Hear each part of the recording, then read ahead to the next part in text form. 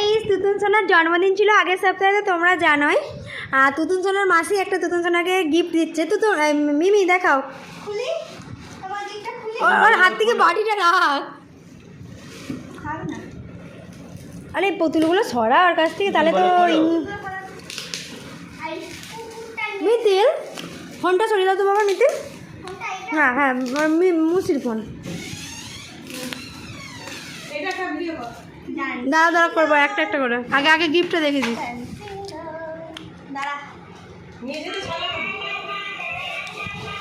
পড়ে যাস নি জানো তুই। ও